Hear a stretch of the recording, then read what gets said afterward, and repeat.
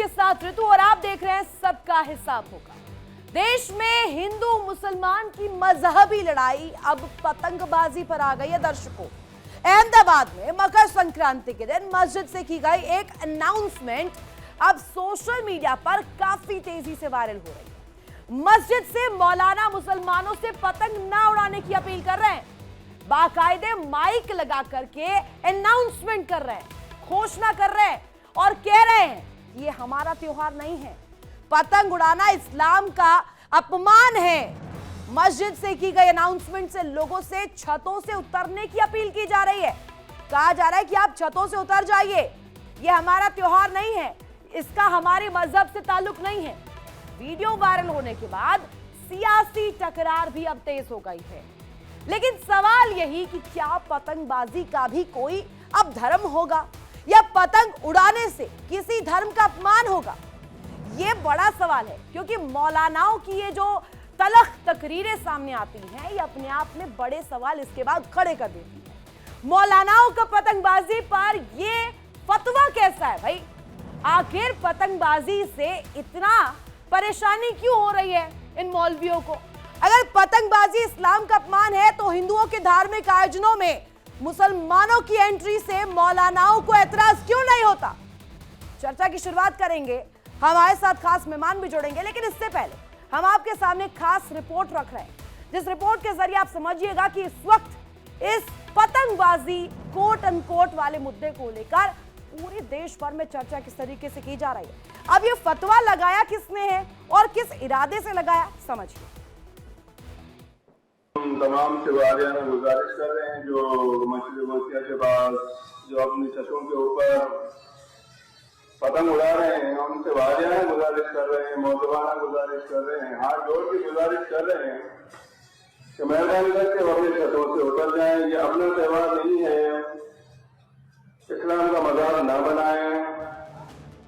त्योहारों को लेकर एक बार फिर हिंदू मुसलमान वाली लड़ाई शुरू हो गई है। मकर संक्रांति पर अहमदाबाद में मजहबी टेंशन बढ़ गई। मकर संक्रांति के दिन मस्जिद से एक ऐसी घोषणा की गई जिससे विवाद खड़ा हो गया। छतों पर पतंग उड़ा रहे मुस्लिम लोगों से अपील की गई कि ये त्योहार हमारा नहीं, इसलिए छत से उतर जाए। पतंग उड़ाना इस्लाम में हराम है। इसका वीडियो वायरल होने के बाद इस मुद्दे पर विवाद खड़ा हो गया। ऐसे मौलाना समाज को तोड़ते हैं, समाज में नफरत फैलाते हैं। ऐसे मौलाना हिंदुस्तान में रह करके इस्लामिक राष्ट्र चाहते हैं, हिंदुओं के त्योहार से नफरत करते हैं।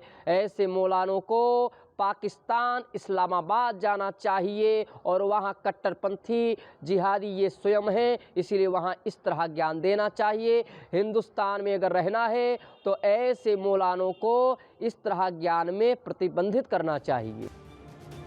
क्या पतंग का भी कोई धर्म होता है? इस मुद्दे पर सियासी तकरार शुरू हो चुकी है। कई मौलानाओं ने इस ऐलान को सही बताया, जिसके बाद विवाद खड़ा हो गया। पतंगबाजी या पतंग बनाना, पतंग उड़ाना, मांझे का कारोबार करना या पतंग का कारोबार करना, ये तमाम चीज़ें शरीयत की रोशनी में नाजायज़ हैं। शरीयत पतंगबाजी की इजाज़त नहीं देती है और जो लोग भी पतंगबाजी का काम करते हैं वो गलत करते हैं। उनको शरीयत के उसूलों का लिहाज पास करना चाहिए। अब सवाल यह है कि क्या इस्लाम में पतंग उड़ाना भी हराम हो गया है? पतंगबाजी इस्लाम का मजाक कैसे हो सकती है? Bureau report, India daily. तो एक खास रिपोर्ट आपने देखी और ये तलख टिप्पणियां, ये तकरीरें जो मौलवी दे रहे हैं, जिसमें पतंगबाजी को लेकर के वो धार्मिक तौर पर विभाजन कर रहे हैं। अब इसी से जुड़ा आज का बड़ा सवाल आपके सामने मैं रख रही हूं। पतंगबाजी से आखिर इस्लाम का अपमान कैसे? और अगर अपमान हो रहा है तो हिंदुओं के धार्मिक आयोजन में मुस्लिमों की एंट्री जायज कैसे हो गई भैया? ये सवाल इसलिए उठ रहा है क्योंकि हमने कुंभ के समय में देखा था, हमने हरिद्वार में देखा है और कई दफा जिसमें कहा गया जब सीधे तौर पर सीजन आता है, आपने देखा होगा कांवड़ यात्रा के दौरान जब दुकानों पर नेम प्लेट का विवाद गर्माता है, उस दौरान तो नहीं होता ऐसा कुछ। तो इस पर ये मौलवी क्यों नहीं सामने आते हैं? तब तो व्यापार का मुद्दा बन जाता है। करेंगे इसी पर बड़ी चर्चा, बड़ी बहस और सबसे पहले खास जो मेहमान मेरे साथ जुड़े हुए हैं उनका तारुफ आपसे करवा दूं। महंत त्रिलोकीनाथ महाराज हिंदू धर्मगुरु मेरे साथ इस वक्त कनेक्ट है, साथ ही साथ डीपी शास्त्री हिंदू धर्मगुरु, और साथ ही साथ सौरभ गौड़ राष्ट्रीय अध्यक्ष धर्म रक्षा संघ के इस वक्त मेरे साथ कनेक्ट है। साथ ही साथ इमरान खोखर जी मुस्लिम स्कॉलर आपको स्क्रीन पर नजर आ रहे होंगे। खास मेहमान और भी जुड़ेंगे, हालांकि इस वक्त आपको 4 मेरे खास मेहमान दिख रहे होंगे स्क्रीन पर। मैं सबसे पहला सवाल त्रिलोकीनाथ जी आज आप ही से कर लेती हूं। हम तो सिखाते हैं सहिष्णु तरीका, हमेशा सनातन को लेकर के जब भी तस्वीर आती है वो त्योहारों में गंगा जमुनी तहजीब को दर्शाती है। हम तो अपने त्योहारों में शामिल भी होने देते हैं, ये लोग गरबे में भी आते हैं, व्यापार भी करते हैं, कुंभ मेले के समय में दुकानें भी लगाते हैं, मंदिरों के बाहर भी टेलियां लगाते हैं, कोई रोक नहीं होती है। लेकिन ये पतंगों को भी बाइफिकेट क्यों कर रहे हैं भैया? अब पतंगे भी हिंदुओं की और मुसलमानों की अलग होती है, और पतंगबाजी भी क्या धार्मिक तौर पर विभाजित की जाएगी? देखिए, आपने एक क्वेश्चन में बोला है जिसमें वो मौलाना जी बोल रहे हैं कि पतंग बनाना और माजा बनाना, पतंग बेचना ये इस्लाम में नहीं है। तो ये बात अच्छी तरह बोल रहे हैं, तो कम से कम उनको ये पूरी जो हमारे देश की धरती पे रहने के लिए रहते हैं, जो बाहर से आके आतंकी, वो उनके साथ ये लोग समर्थन करते हैं। और इस्लामिक तौर पर जो बैन है, शरिया लागू करना चाहते हैं ये लोग, तो ये लोग का मनसा तो पूरा होता नहीं है। परंपरा के नाम पर इनके पास कुछ नहीं है, ये धर्म के नाम पर एक अपना चादर का एक त्योहार मनाते हैं। हिंदुस्तान में, भारतवर्ष में, सनातन धर्म में इतना पूजा पाठ, इतना कर्मकांड होता है, उसमें हर जगह ये लोग शामिल होकर शादी ब्याह में भी, आज के डेट में हिंदू परंपरा में जो भी शादी होता है उसमें भी घोड़े वाला, पड़ाके वाला, अब माली हो गया, हर जगह ये घुस जाते हैं। वहां इनका इस्लाम इनको परहेज नहीं रहता। इनको सिर्फ जब हमारा कोई त्योहार होता है उसमें इनको परहेज हो जाता है। क्यों हो जाता है? यानी कि ये हमारे हिंदू के त्योहारों से इन्हें दिक्कत है, असल मकसद इनको त्योहारों को लेकर के है, पतंगबाजी से इनका कोई ताल्लुक नहीं है, ये आप कहना चाह रहे हैं? जी। इमरान खोखर जी कनेक्ट है, उनसे इस पर सवाल चाहती हूं मैं। इमरान खोखर जी, ये धार्मिक पाखंड नहीं हुआ तो क्या हुआ? पतंगबाजी भारत में थोड़ा इसका सृजन हुआ है, इसका कनेक्ट फारसी जरिए से लिया जाता है, पर्शियन लैंग्वेज से जुड़ता है। अब सऊदी अरब हो, सारे इस्लामिक कंट्रीज को आप देखिए, दुबई में तो काइट फेस्टिवल होता है, यहां पर आकर के धार्मिक पाखंड का रूप क्यों ले लेता है? रितु जी, मेरे तमाम साथी पैनलिस्ट को आदाब अर्ज है। मैं आपके मुद्दा बड़ा सेंसिटिव है। दुनिया के किसी कोने में क्या होता है ये ना सोचते हुए मैं ये सोचता हूं कि हमारे हिंदुस्तान की संस्कृति क्या है। सबसे पहले तो एक बात ये क्लियर कर दी जाए कि पतंगबाजी किसी भी धर्म की बपोती नहीं है। पतंगबाजी किसी भी धर्म का हिस्सा नहीं है। ये एक तरीके का खेल है, एक तरीके का आनंद का, मौज मस्ती का एक जरिया है। अरे तो फिर अहमदाबाद में क्यों चीख शिकार मौलवी कह रहे थे ये अपना त्योहार नहीं है, इस्लाम का मजाक मत उड़ाओ, नीचे उतर जाओ छतों से, क्यों कहा ये इमरान खोखर जी? मैं ला रहा हूं ना, आपने अब आइए प्लीज आइए। मैं आपको बोलूं, मैं वहीं पर तो आ रहा था। मैं उस पता नहीं मैं उन मौलाना को किस शब्दों से उनको संबोधित करूं। उनके पास इस्लाम के मामले के सैकड़ों दूसरे मरहले, दूसरी बुराइयां जो मुआशरे में फैली है, समाज में फैली है, उनके खिलाफ फतवे देने की बजाय वो एक खेल के खिलाफ फतवे दे रहे हैं। वो खेल जो इस देश की संस्कृति रहा है, वो खेल जो इस देश की एक हिस्से की संस्कृति रहा है। मकर संक्रांति पे कहीं पर, हमारे जैसे, मैं मध्य प्रदेश के रतलाम क्षेत्र मालवा से आता हूं, हमारे यहाँ गिल्ली डंडा खेलने का रिवाज है मकर संक्रांति के दिन। गुजरात के अंदर आप देखने जाएंगे तो पतंगबाजी का है, उज्जैन में देखने जाएंगे तो पतंगबाजी का है। तो ये ला कौन रहा है, ये बीज डाल कौन रहा है? अब मौलाना शहाबुद्दीन रजवी बरेलवी कह रहे हैं कि ये गलत है, वो भी समर्थन कर रहे हैं। तो उनको अगर ये लगता है गलत है तो गलत को गलत बोलने के लिए जो मुसलमान आपके पास आ रहा है उसको बैठ के समझाइए कि ये ना करें, इससे ज्यादा क्या कर सकते हैं आप। लेकिन पब्लिकली किसी मुद्दे को एक मुसलमान के तौर पर सबको बताना, एक ये जो मौलाना जिन्होंने ये चीज ऐलान किया है, क्या ये अरे रतलाम तो भैया हिंदुस्तान के तमाम मुसलमानों को फतवे तो आप ही लोग करवाते हैं ना, फतवों पर तो आप ही लोग डिफेंड भी करते हैं। अब आप बार बार मुझे इंटरप्ट करने के बजाय मुझे मेरी बात ओपनिंग स्टेटमेंट में प्लीज आपने मुझे प्लीज 3 बार रोक प्लीज दिया। हाँ। मैं आपके मुद्दे का समर्थन कर रहा हूं मैडम, कि आप किसी ये जो मौलाना जिन्होंने ये ऐलान किया है, क्या ये हिंदुस्तान के तमाम तर मुसलमानों का लीडर है क्या, या ये मुसलमानों का प्रतिनिधित्व करते हैं क्या? इनको अगर कोई बुराई नजर आती है मुआशरे के अंदर, समाज के अंदर, तो उसके लिए आप जाइए। इस देश को हिंदू मुसलमान सिख ईसाई सबकी एक साथ आगे बढ़ने की, तरक्की की जरूरत है। हम आपके त्योहार में शरीक होते हैं, आप हमारे त्योहार में शरीक होते हैं, हम एक दूसरे का मिलकर पिछले हजारों सालों से त्योहार मना रहे हैं। लेकिन क्या हुआ है मैडम, एक बात समझने की कोशिश कीजिए, हर मुद्दे को कम्युनलाइज करने की कोशिश दोनों तरफ से की जाती है। एक तरफ से हमारे कुछ मौलाना बैठे हैं जो उठ पटांग बयान देते हैं, दूसरी तरफ से ऐसे कोई साधु संत बैठे हैं रोज कथाओं पर बैठकर उठ पटांग हिंदू और मुसलमानों के बीच खाई पैदा करने अरे वाले कौन कर रहा है खाई पैदा? मैं तो नेशनल टेलीविजन पर डिस्कस करने आई हूँ। कौन खाई पैदा कर रहा है? इमरान खोखर जी, पहले तो मुझे ये बताइए। कट्टरता की हद पर सवाल पूछा गया तो दूसरा तबका टारगेट कर रहा है। नहीं, ऐसे नहीं चलता है ना। डीपी शास्त्री जी, ठीक है इमरान खोखर जी, आ रही हूँ, ओपनिंग कमेंट ले लेती हूँ मैं। डीपी शास्त्री जी, ये जो सवाल उठ रहा है धार्मिक आयोजनों पर, चाहे कुंभ हो, चाहे हम हरिद्वार देख ले, धर्म नगरी में देख ले, अन्य आयोजनों पर देख ले, ये कहते हैं कि हम तो व्यापार रोजगार कर रहे हैं, और वो छोटे छोटे जो दुकानदार है, चाहे ठेली रेहड़ी पटरी वाले हैं, उन सबका रोजगार चलना चाहिए, जो कि जायज भी है, मानते हैं। लेकिन फिर अब पतंगबाजी को आप डिवाइड कर दे रहे हैं, हिंदू और मुसलमान में बांट दे रहे हैं। और मैंने सवाल पूछा तो कह रहे हैं कि दोनों तरफ से होता है। देखिए, इनके कथनी और करनी में बड़ा अंतर है। ये जितना कहते हैं ना, वो दूसरे मुस्लिम पे थोप देते हैं, वो इन पे थोप देते हैं। ऐसे नहीं चलता है। जो चीज सच्चाई है, जो चीज देश का है या जो परंपरागत है, उसको सत्य बताने का काम करें, जो ये नहीं बता पाते हैं। और अंत में लोग सोच छोड़ के भाग भी जाते हैं। ये भी आपको बता दें, जब काम होता है तो छोड़ देते हैं, निकल जाते हैं, कहते हैं कि नहीं हमारे से नहीं पूछा जा रहा है। मैं इनको हजारों चीज को बारे में बता सकता हूँ आपके चैनल के द्वारा।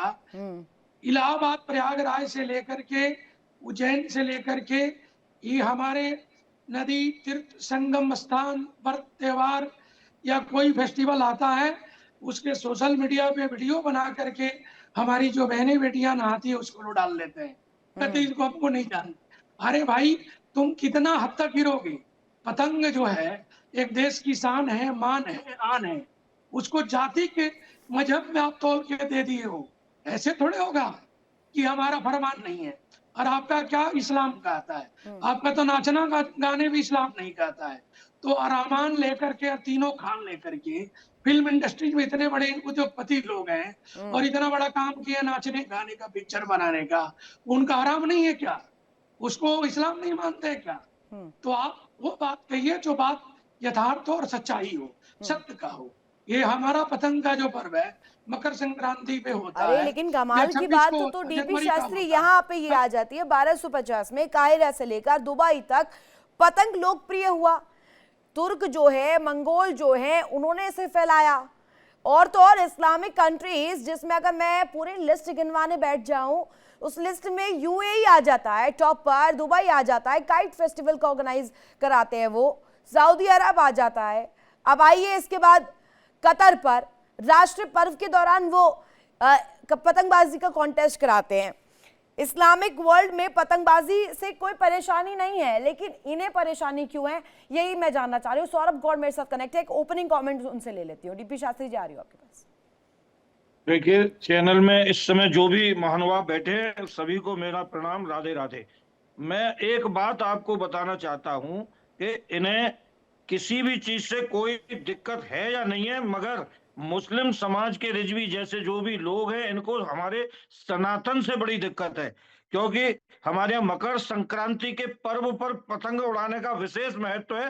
तो इनकी दुश्मनी पतंग से नहीं थी, इनकी दुश्मनी या इनका जो विरोध है वो हमारे सनातन के त्योहार से है कि संक्रांति के दिन हमारे मुस्लिम समाज के लोग कैसे छत पर चढ़े हुए हैं, उन्हें नीचे आना चाहिए।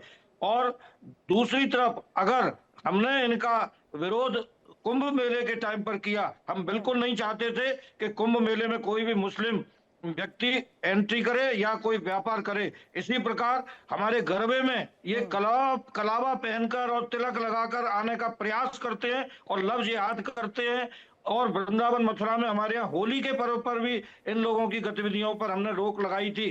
तो आज हम ये इनसे जानना चाहते हैं कि ये एक लिस्ट बना दें कि कौन कौन से खेल इनके ईमान के हैं कि मुस्लिम समाज को खेलने चाहिए, कौन से नहीं खेलने चाहिए। मेरे हिसाब से तो ऐसा एक भी खेल जो आज राष्ट्रीय स्तर पे हमारे यहाँ खेला जाता है वो सब इनके यहाँ हराम होंगे। तो इनको सारी टीमों से बाहर हो जाना चाहिए, ना ये क्रिकेट खेले, ना वॉलीबॉल, ना फुटबॉल, किसी भी तरीके का। क्योंकि इनके जो भी पतंग का विरोध कर रहे हैं उनको बताना पड़ेगा कि आखिर कौन सा खेल ऐसा है जो मुस्लिम समाज खेल सकता है।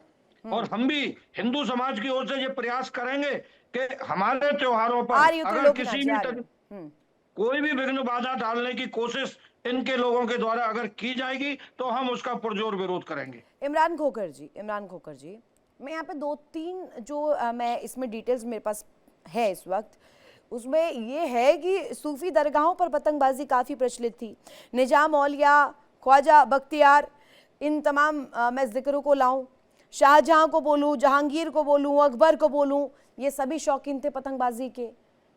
सही बोल रही हूँ, गलत बोल रही हूँ इमरान खोखर जी? देखिए रितु जी, मैंने आपसे कुछ कनेक्शन की प्रॉब्लम थी जिसकी वजह से मैं हमारे 3 मेहमानों की बात प्रॉपर सुन नहीं पाया।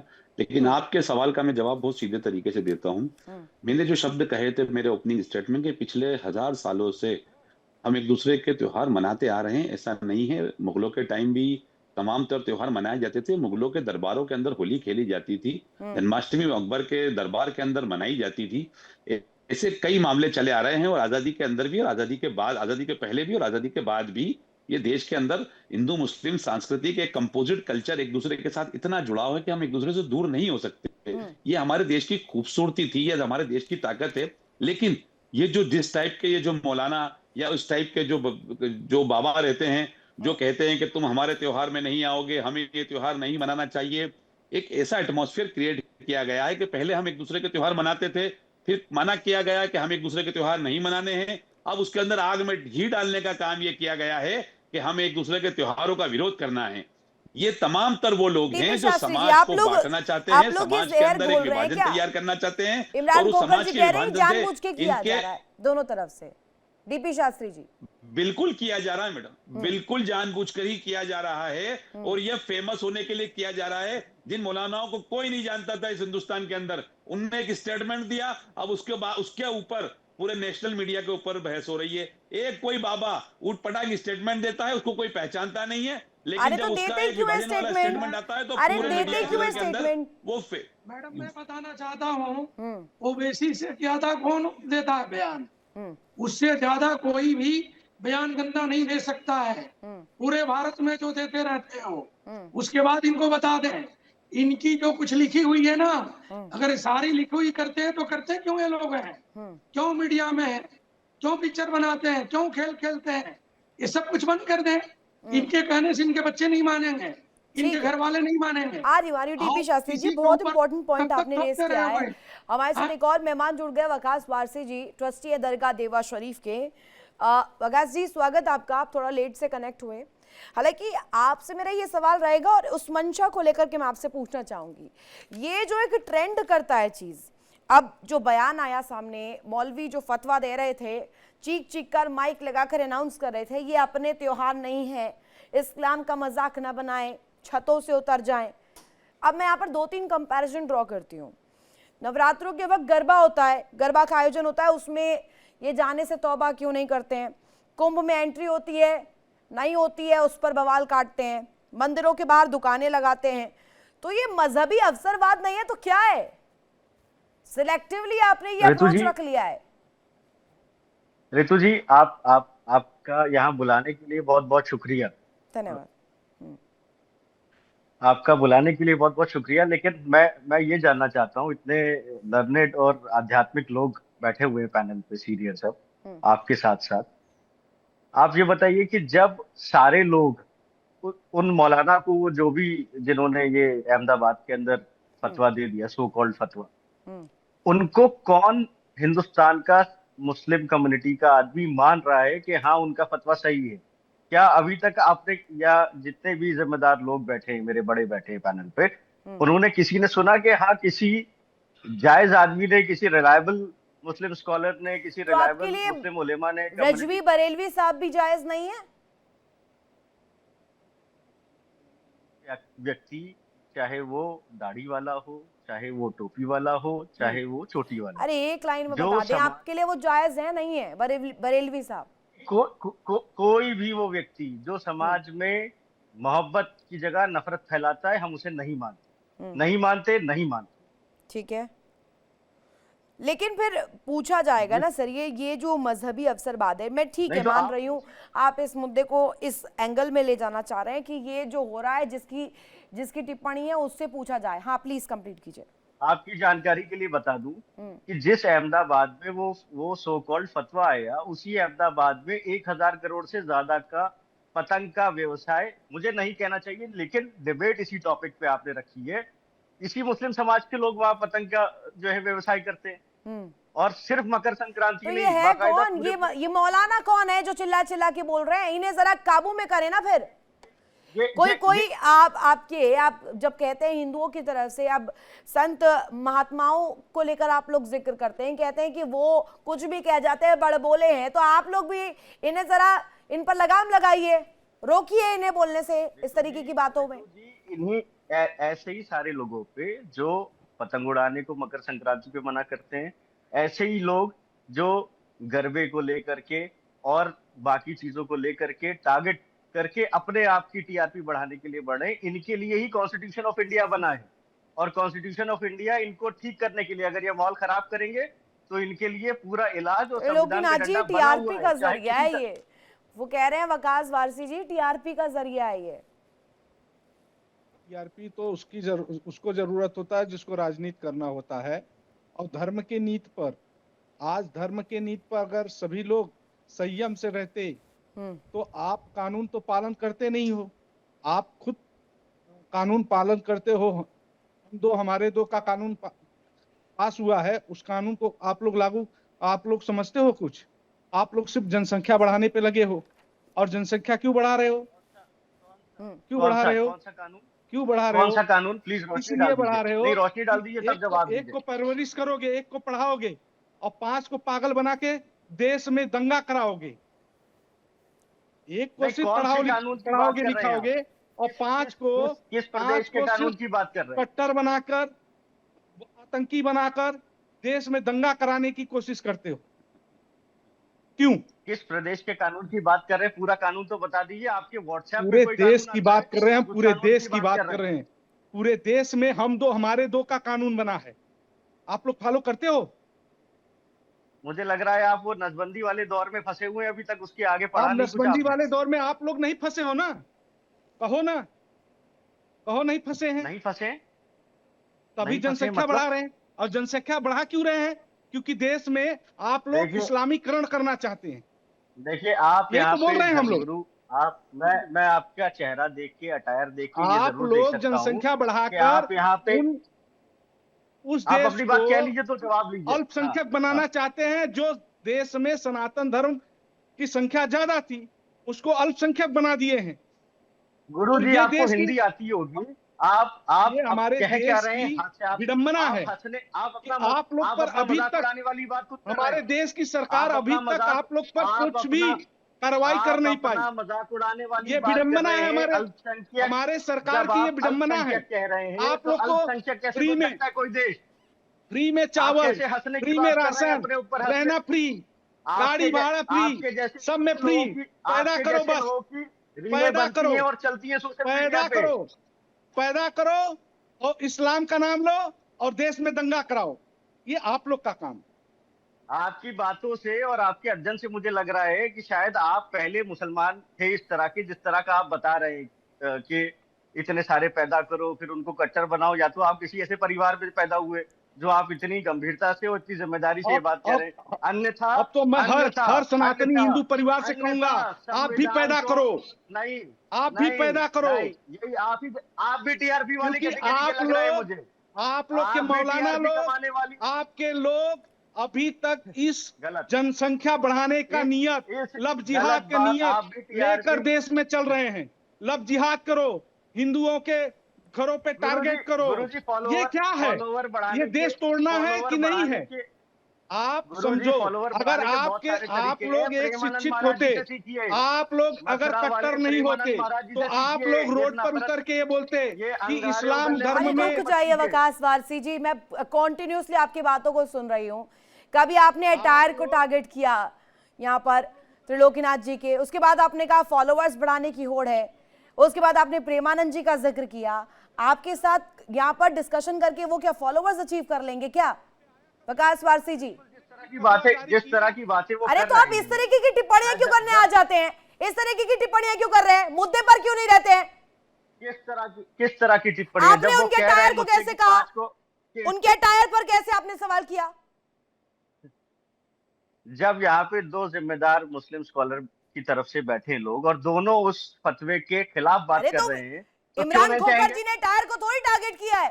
इमरान जी ने थोड़ी कहा कि जो 3 संत मेरे साथ बैठे हुए हैं उनका टायर कुछ और है। इतने सारे लोगों को पैदा करके, नहीं आपने पूछा मुझसे कि क्या करना चाहिए? अरे तो वो तो नीति बता रहे हैं, हम दो हमारे दो, वो नीति फैसला था। मैं उनसे पूछ रहा हूँ कि फैसला बताइए। उन्होंने आपसे क्वेश्चन किया है, आपके टायर पर सवाल नहीं किया है। कहा मेरा कोई अटायर ही नहीं है। अरे आपने तो बोला ना, आपकी जबान से निकला ना अटायर। क्या मैंने कहा कि मैं आपको जो देख रहा हूं, किसने किया? प्रेमानंद का जिक्र किसने किया? यहाँ पर फॉलोअर्स का जिक्र किसने किया? मैंने किया और करूंगा। तो ये मजहबी, ये जो आप पिक्चर ले आते हैं ना, यही एक्सपोज करता है आप लोगों को। DP Shastri ji please intervene. मौलवी जी, आप नेशनल चैनल पे बोल रहे हो, अपने वाणी में संयम रखो और शब्द के चुनाव करके बोलो ताकि दुनिया देख रही है इस चीज को। यहाँ पतंग की कहानी शुरू हुई, वो मौलवी जो इनसे चाहिए फॉलोअर्स, वकास वारसी दिलाएंगे उन्हें त्रिलोकीनाथ जी को फॉलोअर्स। इनसे डिस्कशन करके मिलेंगी टीआरपी। वो कौन फतवा जारी कर रहा और शरिया कानून के ऊपर कानून पर बातें कर रहा है? क्यों कर रहा है? आपका कोई नहीं है ना।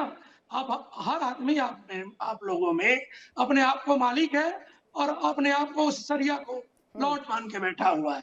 अरे कम से कम इतना तो सोचो कि आज जो युग है, इतनी पढ़ी लिखी पीढ़ी है, लोग चंद्रमा और मंगल के बात कर रहे हैं और आप वही बात कर रहे हो। आपको उन्होंने क्या बताया कि 10-10 बच्चे पैदा करते हो, ये क्या कोई झूठ बात थोड़ा है? वो बच्चे करते क्या है? खाने की जब रोटी नहीं होती तो क्राइम करते हैं, लड़ाई करते हैं, झगड़े करते हैं, एक करते हैं। अगर आपके एक बच्चा होगा डॉक्टर बनेगा, हम तो डॉक्टर के भी देख लिए, आपके जो बच्चे जो डॉक्टर बने वो बम बनाने लगे और लाल किला में कांड कर रहे हैं। नहीं त्रिलोकीनाथ जी को इनसे टीआरपी चाहिए होगी। कौन बता रहा है? वो टीआरपी के लिए है। जो डॉक्टर बना बताओ, लाल किला में बम फोड़ा, वो टीआरपी की बात हो रहा है। आप ऐसा बात मत किया करो। आप बात हो किया करो जो एक बात जो है समाज में शांति का संदेश, शांति का संदेश। आप नहीं चाहते हो शांति, और आपकी हमारी शांति हो नहीं सकती है क्योंकि आपकी सोच बहुत गिरी हुई सोच है, बहुत नीची सोच है। अपने आप को बहुत गिरे सही बता रहा हूँ। उसका इलाज संविधान करेगा। आप कहाँ से प्रेमानंद के बात लाए? प्रेमानंद जी से कहा बात लाए? मैंने कहा क्या करना है? कोई बात करना है क्या?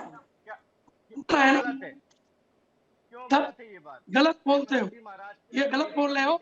इस बात के लिए आप सॉरी बोलो नेशनल चैनल पे।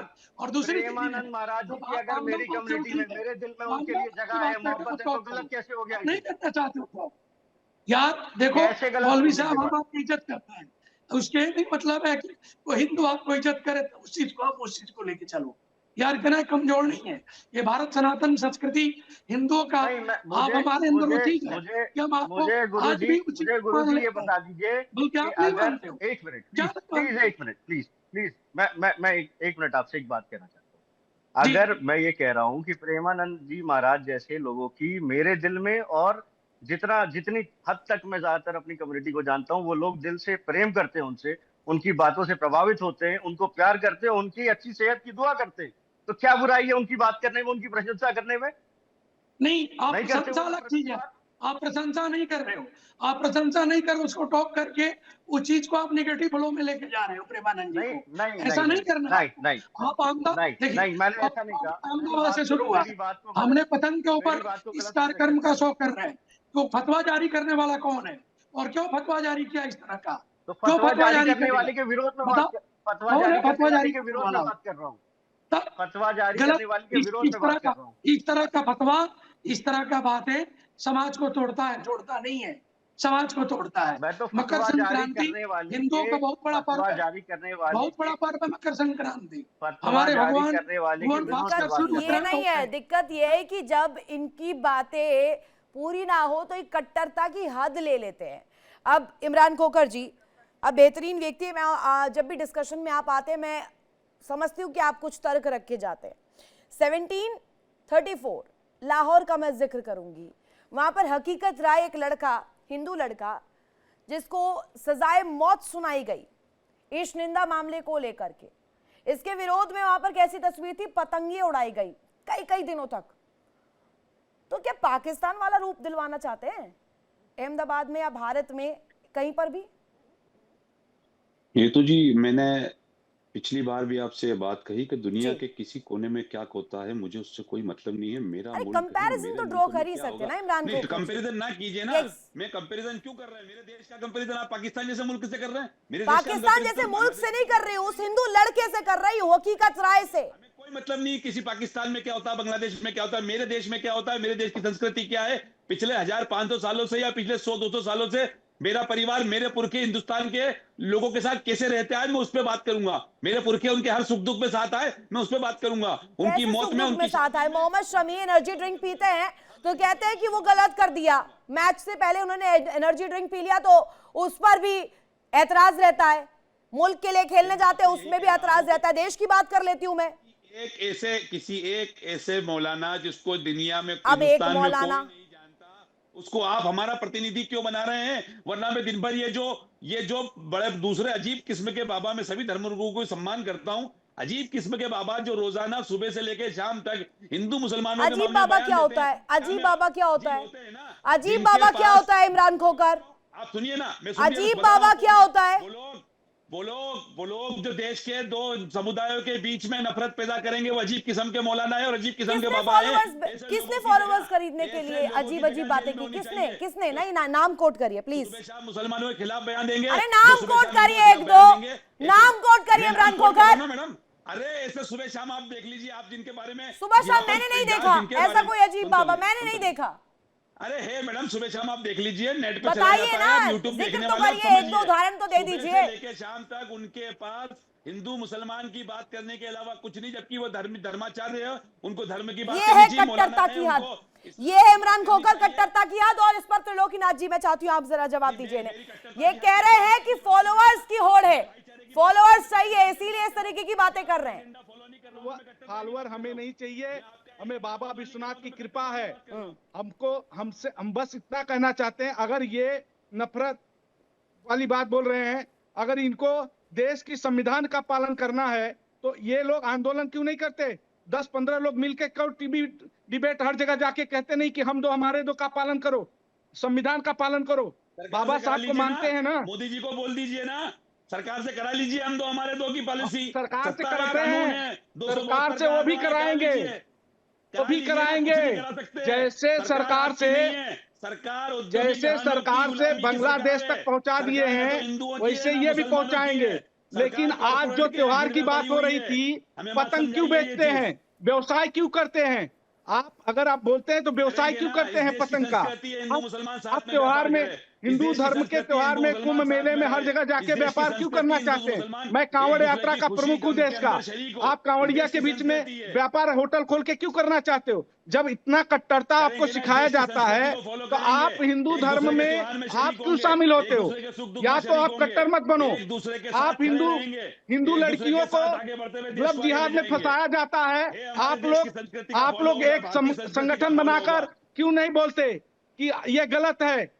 जब लव जिहाद करते हैं मुस्लिम बच्चे, आप लोग एक होकर क्यों नहीं बोलते कि ये गलत है? तब आपका अरे तो क्या करे इमरान खोखर, क्या करे?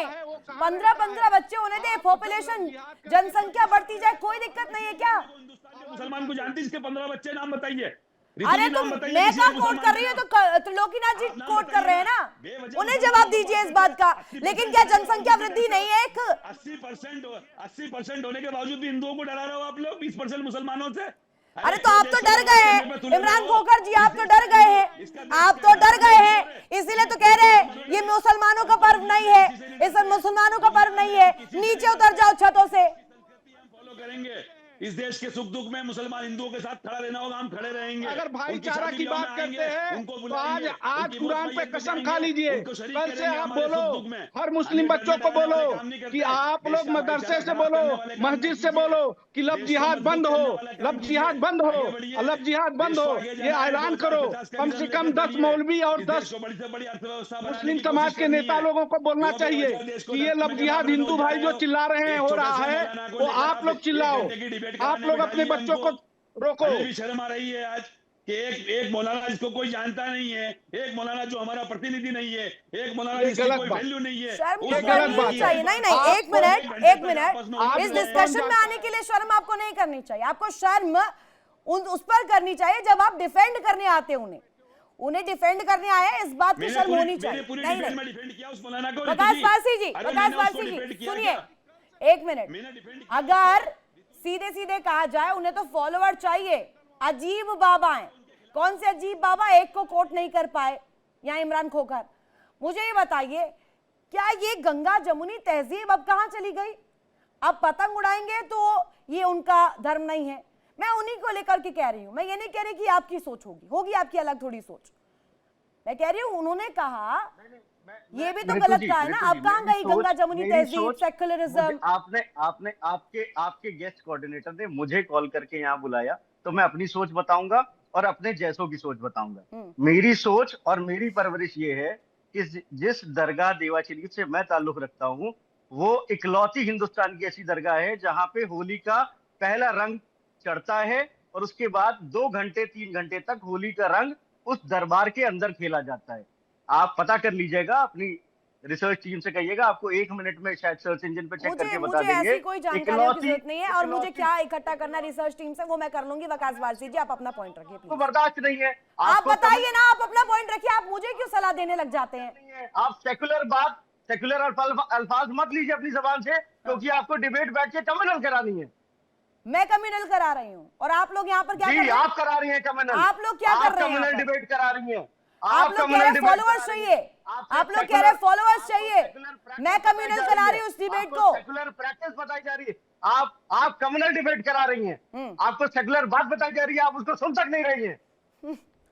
सेक्युलरिज्म आपकी जबान पर सूट नहीं करता होगा वकास वारसी। आपको मेरी जबान पर क्या सूट करता है क्या नहीं करता, इसका सर्टिफिकेट मुझे कम से कम आपसे तो नहीं चाहिए वकास वारसी, ना किसी और से चाहिए। इसलिए आप कम्युनल डिबेट करा रही हैं। हमें भी आप जैसे लोगों से सर्टिफिकेट।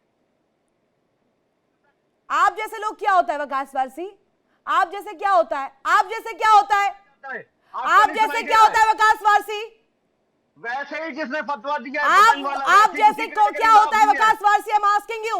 बता रहा हूँ, जिस व्यक्ति ने फतवा दिया मौलाना ने पतंग का, वैसे लोग मैं आप भी शुमार होती हैं। पहले अपने शब्दों को ठीक करिए, फिर डिस्कशन में आया करिए। पहले शब्दों को ठीक करिए। एक महिला से कैसे बात करते हैं ना, आप जैसे, तुम जैसे।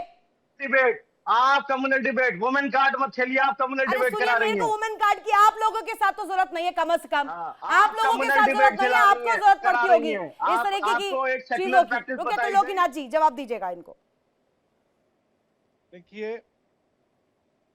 अब रहा क्या, जब मैंने इस्लाम में पतंग उड़ाना भी हराम है और उसके लिए भी मौलाना, चाहे वो आप जो भी कुछ लोग बोल रहे हैं कि मैं मौलाना को नहीं जानता, तो कहीं ना कहीं के मौलाना है तभी तो मौलाना बोल रहे हैं। तो अगर इस तरह से अगर देश भर के मौलाना बोल रहे हैं तो उनको बोलना चाहिए भैया पतंग की जो व्यापार हो रही है, व्यापार में भी साथ न दें।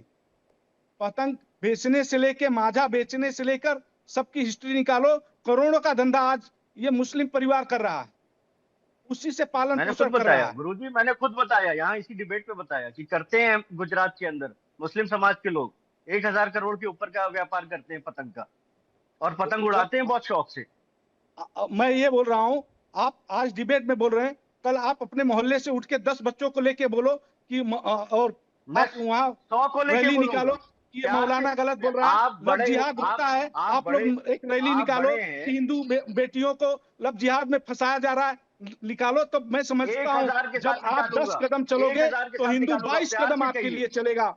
लेकिन आज हिंदू समाज पीड़ित है मात्र इसलिए कि जितने इस्लाम ईमान को मानने वाले मुसलमान हैं वो भी चुप हैं। क्यों चुप हैं? उनका कारण यही है कि हम कुछ लोगों को छोड़ देते हैं, वो आतंक करें और हम उनका आंसू पोंछेंगे और लव जिहाद करेंगे। ये गलत है। इसके लिए आप लोग को आगे आना होगा, या तो नफरत से ही रहो या तो प्यार से रहो, ये तय आपको करना है। क्योंकि गुरुजी- हिंदू गुरुजी, आपकी हमेशा बात आपके साथ बहुत- खड़ा रहा बहुत- है। क्यों? बहुत अच्छी क्योंकि थी, आपको बिल्कुल खड़ा पाकिस्तान है। दे दिया, आज भी आपको बांग्लादेश हिंदुस्तान दे के- दिया, आपको काफी आज कंट्री भी- छोड़ दिया, आप फिर भी हिंदुस्तान में रह रहे हो। गुरुजी, और फिर भी आज हिंदुस्तान इसी में देश की रहने बात के कर रहा हूं। बाद भी आप गुरुजी, अपना परिवार गुरुजी, नहीं समझते त्रिलोकीनाथ हो। जी, आज अगर पाकिस्तान त्रिलोकीनाथ पे कुछ जी। बात आता है तो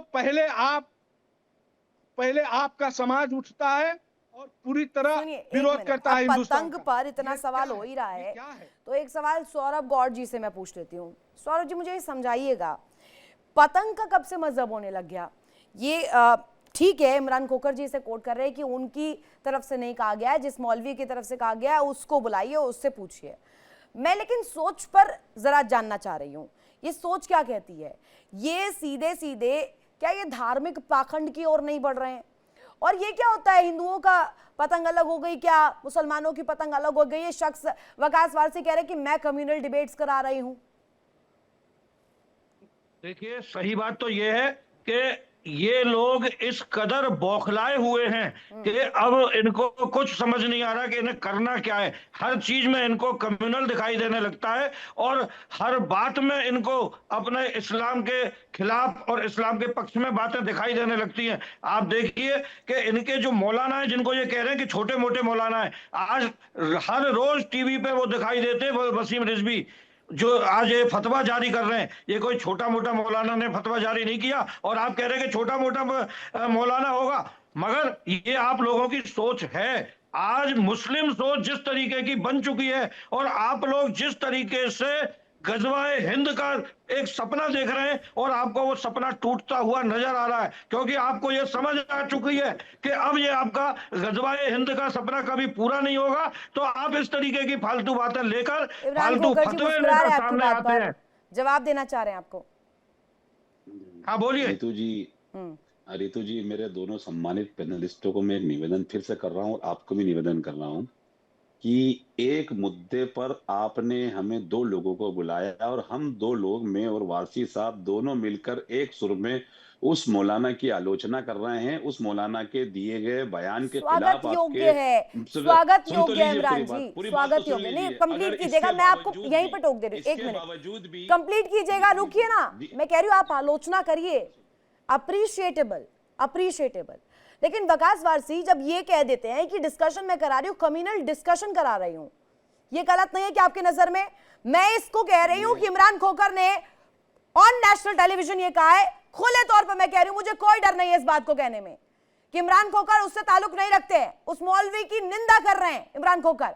लेकिन मैं सोच को जानना चाह रही हूँ इमरान खोखर, मैं ये ना मेरी आपसे कोई दुश्मनी है ना मेरी वकास वारसी से, मैं आपसे ये सोच के ऊपर सवाल उठा रही हूं कि वहां पर जब कुंभ में दुकानें लगती हैं उस पर तो आप कह देते हैं कि दुकानों को लगाने दीजिए, उनका व्यापार चल रहा है, उनके रोजी रोटी का जरिया है।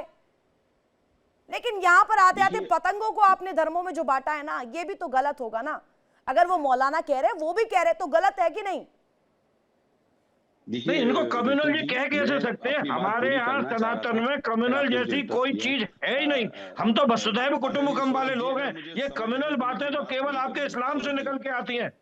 ये केवल आपके इस्लाम में चीज है कम्युनल, हमारे यहाँ कहीं नहीं है कोई कम्युनल चीज। ऋतु जी ने मुझसे सवाल पूछा तो मेरा निवेदन है सौरभ जी के जवाब मुझे देने दीजिए प्लीज। ठीक है, इमरान खोकर। अब मैं ऋतु जी की बात का एक जवाब देता हूँ। देखिए ऋतु जी, मैंने अपने कई स्टेटमेंट में ये चीज कही है, हम एक कंपोजिट कल्चर का प्रोडक्ट हैं। मैं अपनी बात करता हूँ, किसी और की नहीं। और मेरे जैसे सैकड़ों लोग इस देश के अंदर हिंदू और मुसलमान हैं जो साथ में पिछले कई पीढ़ियों से रहते हुए आए हैं, और उन्होंने अपने सांस्कृतिक कार्यक्रमों में एक दूसरे का साथ दिया है और साथ रहे हैं। हम ईद पर घर आते हैं, हमारे से पहले जैन समाज के लोग हमारे घर के बाहर मिलने के लिए खड़े होते हैं। दिवाली होती है, हम तैयार होकर सुबह से निकल जाते हैं कि मुझे आज इतने लोगों से मिलना है, क्योंकि उनका त्योहार है। ये हमारे देश की खूबसूरती और ये हमारे देश की संस्कृति है। और सौरभ जी और त्रिलोकीनाथ जी और हमारे वारसी साहब और आपकी और हमारी रिस्पॉन्सिबिलिटी ये बनती है कि जो लोग देश में धर्म के नाम पर नफरत फैलाते हैं, चाहे वो कोई मौलवी हो या किसी और धर्म का व्यक्ति हो, ऐसे लोगों को हमें वेटेज ना देते हुए जो बातें भाईचारा बढ़ाती है, ऐसी बातों को हमें पब्लिकली लाना चाहिए, सोशलिस्ट मीडिया पे लाना चाहिए, नेशनल मीडिया पे लाना चाहिए, ताकि हमारा देश जो बगीचा पिछले हमारे पुरखे 100-200 सालों में तैयार कर चुके हैं वो आगे फलता फूलता रहे। हमें धर्म के नाम पर लड़ना नहीं चाहिए, हमें धर्म के नाम पर एक दूसरे के खिलाफ नहीं जाना चाहिए। अगर जो लोग जाते हैं हमें उसका सोशल बाइकआउट करना चाहिए। मैं तो ये कहता हूं उस मौलाना को, उस मस्जिद के जिम्मेदारों को बुला के बिठाना चाहिए कि मौलाना आपने इस तरह का भाषण माइक से क्यों दिया। क्या हमने, क्योंकि देखिए मैडम, वो मस्जिदें जो होती है उनकी एक मैनेजमेंट कमेटी होती है, वो उसको रन करती है, वो उसकी रिस्पॉन्सिबल होती है। उन मौलाना को कोई अधिकार नहीं बनता था कि मस्जिद के लाउड स्पीकर से इस तरह की बात भी ये बात बोलते एक्सेप्ट करनी होगी उनके कि खिलाफ किसी भी ऐसी कार्रवाई संत होनी को, चाहिए। किसी भी महात्मा को, चाहे वो प्रेमानंद जी हो, चाहे त्रिलोकीनाथ जी हो या सौरभ गौड़ जी हो, कोई और भी संत हो, उन्हें किसी की आवश्यकता नहीं है फॉलोवर बढ़वाने के लिए, ट्रेंड करने के लिए, टीआरपी के लिए। इमरान खोकर जी, इस बात से मुझे आपकी ऐतराज था, मैंने यहाँ पे दर्ज करवा दिया। मैंने टीआरपी के मामले में बात नहीं की है। आपने फॉलोवर के बारे में तो की थी, फॉलोवर के बारे में तो मैंने नहीं की थी। मैं इस तरह की बात नहीं करता हूँ। ठीक है, मैंने यहाँ पे आपत्ति दर्ज की। वकास वारसी जी, मैंने यहाँ पे एक बात कही, आपने ही शायद टीआरपी का जिक्र किया था, आपने अटायर पर भी बोला, आपने मुझे सर्टिफिकेट भी दिया। अरे सुन तो लीजिएगा, पहले सवाल सुनिएगा कि पहले ही बोलते जाइएगा। रुक जाइए भाई, आप सवाल करके एग्जिट हो जाती है, सुनने का देती है। मैं सवाल करके एग्जिट नहीं होंगी, मैं आपसे लेके जाऊंगी आज जवाब। रुकिए, पहले मुझे बोलने दीजिए। आपने मुझे भी सर्टिफिकेट थमाया कम्युनल डिबेट कराने का, जो कि मुझे आपसे आवश्यकता नहीं है। पहले दफा मैं आपको बता दूं, आप डिस्कशन में आए हैं, आप मेरे गेस्ट हैं, आपको with full respect, with due respect मैं आपसे सवाल पूछ रही हूं और मेरा ये दायित्व बनता है क्योंकि मैं डिस्कशन कर रही हूं। दूसरा पॉइंट, अब मैं आप उस कट्टरता की हद पर पूछूंगी जिस पर मैंने इमरान खोखर जी से भी राय ली है। आप मुझे बताइएगा, कुंभ पर बैन को लेकर के जब तस्वीर आती है, मक्का मदीना में गैर मुसलमानों पर जाने पर रोक है। अब अगर यही चीज धर्मनगरी हरिद्वार में हो रही हो, कुंभ में हो रही हो, तो बड़े चीखा चिल्लम की स्थिति आ जाती है कि व्यापार करना है भैया, उनकी रोजी रोटी छिन जाएगी, उनका क्या कसूर है, जो कि जायज भी है। मैं मानती हूँ गंगा जमुनी तहजीब भी है, मैं खुद इसके पक्षधर हूँ कि उनको दुकानें लगानी चाहिए, उनका घर भी चलना चाहिए। और जब नेम प्लेट वाला विवाद आया था, उसमें भी मैंने कहा था कि नेम प्लेट बेशक सही है, लेकिन दुकानें बंद करवाना गलत है। तो अब ये कट्टरता वाले जो सुर आ रहे हैं, इस पर क्यों नहीं बहस होनी चाहिए? ऋतु जी, सबसे पहले आपका जो पहले आपने बात कही उसका जवाब दूंगा, फिर जो आपने दूसरा सवाल किया उसका जवाब दूंगा। पहली बात जो आपने कही कि मैं सर्टिफिकेट बांट रहा हूँ, मेरी बहन, मैं बिल्कुल भी सर्टिफिकेट नहीं बांट रहा। मैंने आपकी इस डिबेट में एक सेकुलर प्रैक्टिस बताई कि इस दरगाह जहाँ करोड़ों लोग आते हैं और वहां पे होली की प्रैक्टिस की जाती है, होली का पहला रंग उनको चढ़ता है। और अच्छा लगा आपकी जबान से बहन सुनकर, अभी कितना अच्छा लगा आपकी जबान से बहन सुनकर। उस वक्त आपको क्या हो गया था? कम्युनल डिबेट्स करा रही हैं, अभी आप बहन बोल रहे हैं। जो रिएक्शन आया वही उसी का जवाब दे रहा हूँ। उसका ये रिएक्शन इसलिए आया मेरी तरफ से कि मैं इस प्रैक्टिस को बता रहा था, जो कि एक सेकुलर प्रैक्टिस है और दुनिया भर में लोग इसकी तारीफ करते हैं। आपने उस बात को सिरे से काट दिया और आप फिर एक उस मौलाना की बात करने लगे, जिसको मैं इनिशियल मिनट से, इनिशियल सेकंड से, जब से बैठा हूं डिबेट पे, बैठते ही हमने और इमरान खोकर जी ने दोनों ने ही उसको कहा कि डिस्गस्टिंग है। जो समाज खुद, अगर समाज पे बात आती है, पहली बात तो समाज में पतंग बटनी नहीं चाहिए कि इस समाज की उस समाज की। जो समाज खुद उसका व्यवसाय कर रहा हो, बड़ा व्यवसाय कर रहा हो गुजरात के अंदर, खुद पतंग उड़ाता हो, और पतंग शौकिया उड़ाई जाती है। मकर संक्रांति हो, होली हो, दिवाली हो, मजे से हम और हमारे हिंदू मित्र, हमारे हिंदू दोस्त, उन फैमिलीज, परिवार मिलके जो है इन सारे त्योहारों को एंजॉय करते हैं। अब आपके दूसरे प्रश्न पे आ जाता हूँ मेरी बहन। आपने पूछा कि क्या ऐसे कट्टरता वाले लोगों की जगह है। मैं कहता हूँ कि हिंदुस्तान की जमीन पे हम में राम, तुम में राम, खम में राम, खड़ग में राम, मानो तो सब में राम, ना मानो तो कहूं ना राम। ऐसी सरजमीन पे जहाँ पे ये बातें की जाती हो और ये बातें मानी जाती हो, तो प्लीज जाकर सिखाइए ना उन मौलानाओं को। वो क्यों बार बार हर दफा फतवे लगाते हैं। अभी तो ये वाले मौलाना है, इससे पहले कई मौलवी आ चुके हैं ना। हाँ, last 1 minute please please please carry on. ऐसी सरजमीन पे कोई भी, चाहे वो मौलाना हो, चाहे वो पंडित हो, अगर वो नफरत की बात करते हैं, नफरत का पैगाम देते हैं और समाज को बांटते हैं, तो उनकी जगह सिर्फ वो जो जेल बनी है ना, संविधान के डिसाइड की हुई सीआरपीसी ने और बीएनएस ने कि यहाँ भेजना, इतने दिन के लिए भेजना है, वही स्थान है उनका। हम प्यार से रहते हैं, हम मानते हैं कि हम यहाँ पे 20 करोड़ हैं। सेकुलर भाई प्यार से रहिए। और ये सेकुलर जो आपने तस्वीर पेश की है ना, ये जरूरी है। त्रिलोकीनाथ जी आपको जवाब देना चाह रहे हैं। पहले तो मैं आप लोग को बता देना चाहता हूं कि हमारे मुसलमान परिवार, काफ़ी हजारों परिवार हमें फॉलो करते हैं, हमसे प्यार भी करते हैं। मैं उस पर आप लोग को बोलना चाहता हूं कि आप लोग जो सोच रहे हो कि हम लोग नफरत फैला रहे हैं, नफरत नहीं। आप लोग वहां आवाज नहीं लगाते हो जहां जरूरत है। आप लोग एक बार टीवी पे आके मीठा मीठा गप और तीखा तीखा थू, ऐसा आप समझते हो हमारे कहावत में। करेंगे, आप भी देखिए, आपको तो मीठा लगता है। जैसे आपने राम जी का नाम लिया। And this is the question, selective approach क्यों है? बात सुन लीजिए। सिलेक्टिव अप्रोच क्यों है? हर मुद्दे को एड्रेस कीजिए ना, हर मुद्दे को एड्रेस कीजिए वकास वारसी जी। अगर आप इस चैनल पे नहीं बुलाया गया, नहीं उस पे काम दिखाया गया, तो क्या हम गुनाहगार हो गए? जो नफरत फैलाता है उसको जेल जाना चाहिए। तो अगर आप संविधान को मानते हो तो हम यही बोल रहे हैं, जनसंख्या अगर कानून नहीं पर क्यों संविधान देते को हो? दिल दिमाग जान से मानते हैं संविधान को, इस मुल्क के जनसंख्या पे आप लोग क्यों नहीं बोलते हो? क्यों आप सरकार का हम सरकार काम करते हैं, पीछे आए तब आप इनवाइट कर क्यों रहे हैं। करना चाहते हो? क्यों आपके मस्जिद से, मौलाना के मुंह से ये नहीं निकलता कि आप लोग जनसंख्या पे निरंतर आपको लाइव डिबेट पे निमंत्रण देता हूँ कि इंतजार कर रहे हो? लखनऊ आइए, क्यों कानून, देवास आइए। क्यों संविधान को आप लोग नांगते चले जा रहे हो? कौन नांग रहा है? ये आपके दिमाग में कौन डाल रहा है? मैं प्लीज आपसे लाइव डिबेट पे पूछ रहा हूँ। आप बताओ कौन नांग रहा है संविधान को? आप कल से सोशल मीडिया से लेके मीडिया पे बोलोगे हम दो, हमारे दो होना चाहिए। हम 20 साल से बोल रहे हैं, ध्यान देना चाहिए। हमारे लोग जो हम, जिनको हम मानते हैं, जिनको हम जानते हैं, वो 20 साल से कहते हैं कि उतने ही होने चाहिए जिनको आप अच्छी परवरिश, अच्छी पढ़ाई दे सको। आप आके देखो हमारा काम। यही सरकार डिल्यूजन में बात कर रहे हैं। करिए, कैपेबिलिटी हासिल कीजिए, जीतिए, आगे बढ़िए। मौलाना अब्दुल कलाम भी थे, माफ कीजिएगा, उन्होंने भी एक उदाहरण पेश किया था ना, वो भी इसी तबके से आते थे, उनकी सब इज्जत करते हैं।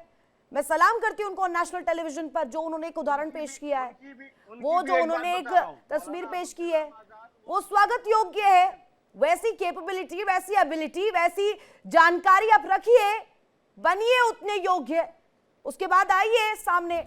और इमरान खोखर जी, ये अजीब बाबा कुछ टर्म नहीं होता। मैं आपको चाहती हूँ इस टर्म को आप अगली दफा जब यूज करें ना, तो थोड़ा सोच समझ कर करें। और प्लीज वकास वारसी, आज के बाद किसी भी लड़की को या कोई भी एंकर हो, उसे ये सर्टिफिकेट आप कम्युनल डिबेट कराने का ना दें। शुक्रिया, इतना ही वक्त था, कीमती वक्त देने के लिए सभी का शुक्रिया। हालांकि ये जो डिस्कशन है ये काफी लंबी है, जिसमें पतंग को, इस तरीके की सामग्री को भी अब धर्म के चश्मे से तोला जा रहा है कि कौन सा हिंदू का है, कौन सा मुसलमान का है। पतंगबाजी जो कि एक स्पॉट के तौर पर ली जाती है और तमाम इस्लामिक कंट्रीज में ली जाती है, अब इसे भी एक इस तरीके का मजहबी एंगल देकर के, मजहबी एक हथियार के रूप में इस्तेमाल करना कितना जायज है, यही सवाल था। रुकेंगे बहुत छोटे से ब्रेक के लिए। इंडिया डेली पर खबरों का सिलसिला लगातार जारी है। इंडिया डेली अब आपके स्मार्ट टीवी पर मौजूद है। इंडिया डेली 24/7 अब इन सभी प्लेटफॉर्म्स पर लाइव देखिए।